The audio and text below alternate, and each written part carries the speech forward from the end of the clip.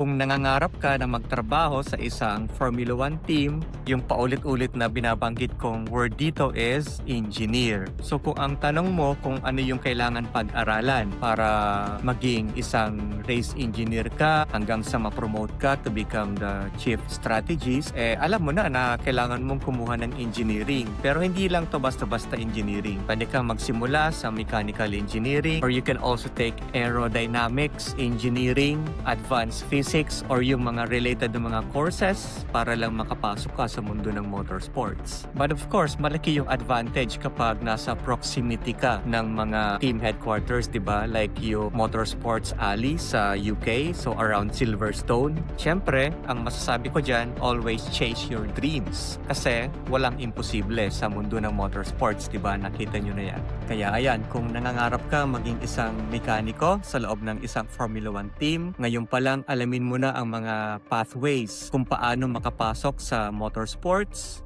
para habang nag-gain ka ng experience, tumataas din yung qualifications mo. And in fact, may mga OFW na nagme-message sa Pitstop Pilipinas na nagtatrabaho sa mga factory na to. Especially sa mga parts manufacturing at sa mga precision tools na ginagamit sa motorsports like Formula 1. And I know for a fact that marami mga Filipino na nagtatrabaho bilang isang pit crew or mechanic sa iba't ibang racing categories like Le Mans, mga GT racing. Kaya kung isa kayo sa mga kababayan natin na nagtatrabaho sa loob ng motorsports, huwag kayong mahihiyang mag-comment.